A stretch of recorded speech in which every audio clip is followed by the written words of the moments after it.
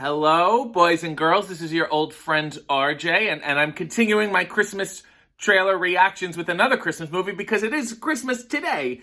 So Merry Christmas to you, number one. And number two, if you don't celebrate, I'm sorry to have to remind you again. I'm sure everyone knows, and whatever, it's annoying, and I feel bad about it. Nevertheless, I must say, this is the quintessential modern Christmas Criterion Cinema collection. This is a movie that everyone loved when it came out, including me. Let's see if it still holds up. Who knows? I'm not quite sure. It's the 1994's The Santa Claus. And Claus is not C-L-A-U-S. There's an E on the end. It's Claus in the contractual sense, which is a play on words. And we're all going to get into it. This film gets into it a lot. I hope your eyes are peeled. I wonder how many people misspelled Santa Claus after this movie came out because they didn't realize. It's not that big of a play on words for the populace to starkly understand. And of course, it stars the wonderful at the time, Tim Allen, who was really riding a wave of popularity here. So let's see if it still holds up without any further ado. The trailer to 1994's The Santa Claus. It was the night before Christmas. Classic 90s trailer voice for family movies, not action movies. But this was filmed in like Toronto-ish, Oakville. The unthinkable happened. You know, Santa's not going to die from a fall like that, especially into snow. Broken back, sure, but there's the Claus. It's a suicide note. He's like a kamikaze Santa. He's in his boxers and a coat. That's fun. Putting on another man's clothes. There's too much fucking magic in this movie. Like, is the miracle of Christmas not enough for you? The morphing and shit. Very heavy on the special effects. They did a really nice job on what this North Pole is. You put on the suit, you're the big guy. David Krumholtz adds a lot of gravitas to this whole movie, to be honest with you. Then there would be millions of disappointed children around the world. See the gravitas? Give that guy a SAG award. But it's growing on Oh, Charlie. This is what everyone remembers, is him getting fat and bearded, and I think he should have kept the look. It's very Chris Christopherson. I want some ballet slippers. and getting ready for the biggest night of his Oh life. yeah, there was that whole suit-up musical number that didn't really fly. Disney presents a And they become so jolly and charming and only slightly less of a dick near the end. Lift your This is about abandonment. This is about someone's father abandoning them. You really are Santa Claus. pretty cool. Oh. Share the Wendy merriment Crewson. and the magic. Seeing isn't believing. Believing She was is adorable. She got my heart there. She's the Cindy Lou, if you will. And Judge Reinhold, who they don't even mention in the trailer. They just say Tim Allen, that's it. Meanwhile, Judge Reinhold's getting a real fuck job here. Poor Reinhold. I like him. I like him a lot. And he's the perfect dick. So, Tim Allen, if you don't remember, is a father. He got divorced, so he's a single dad. Taking care of his son Charlie. His name is Scott Calvin. His initials are SC, which is very ominous. And his wife, Wendy there, she ended up with Judge Reinhold, so he's like the new dad. And I think they're both therapists. And Judge Reinhold has these sweaters all the time, and he's a bit of a dick. Yet, he's a dick only in the sense of a family movie where he just believes in logic. And somehow that makes him bad and wrong and whatever. So Santa dies. Tim Allen makes him fall off the roof. Santa's apparently loud as fuck, only at Tim Allen's house. He's just stomping on the roof. And Tim Allen's like, hey man, what the fuck? Slips, falls.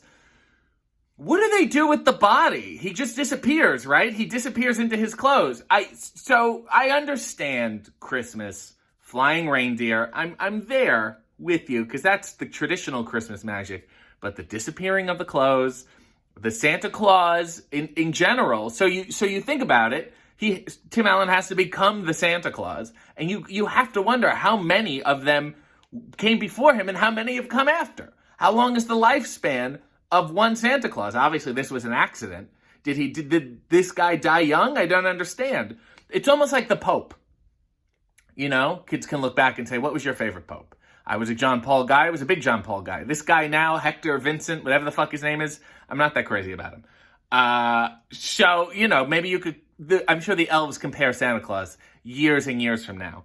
I will say this. I, as a kid, loved the movie. It was very successful. It made $189 million worldwide, which is a pretty big fucking hit at the time. It's since gone on to become a Christmas classic.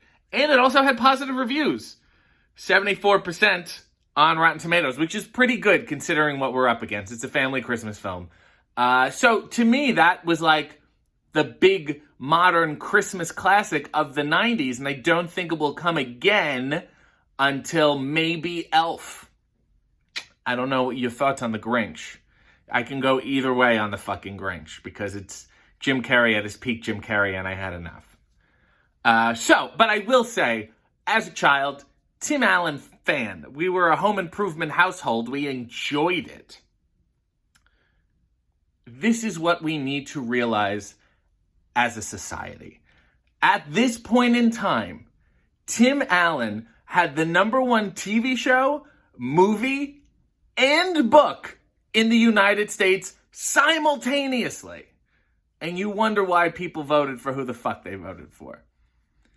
As a society, we need to realize, hey, sometimes we make odd choices collectively and embrace these people. And no, he was good.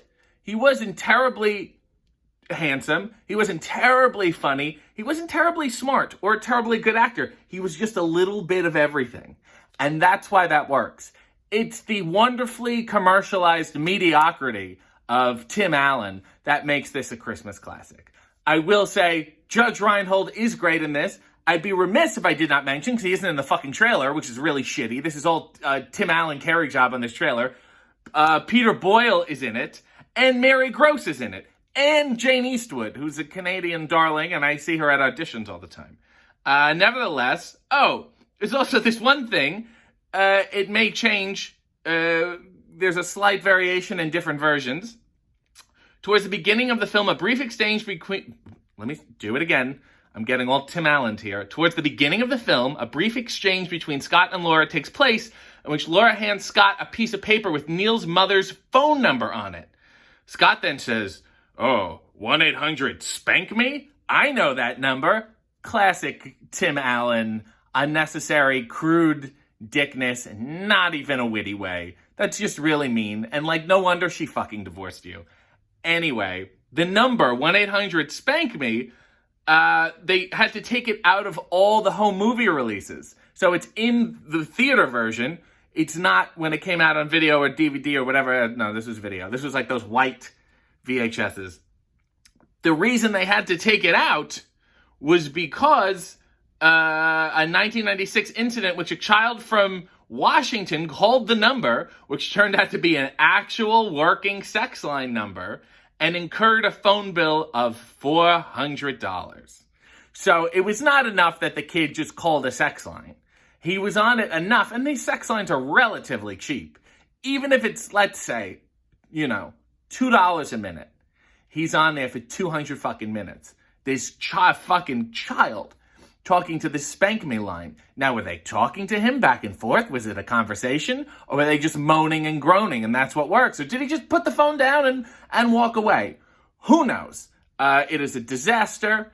Even though it's a wonderful film, this horrible, terrible, disgusting scandal is something for which Tim Allen must apologize. And we as a society should collectively forgive ourselves for putting him on such a pop culture pedestal. Guests of the RJ City Show, subscribe to his channel, follow him on social media, and buy his t-shirts at ProWrestlingTees.com/RJ City.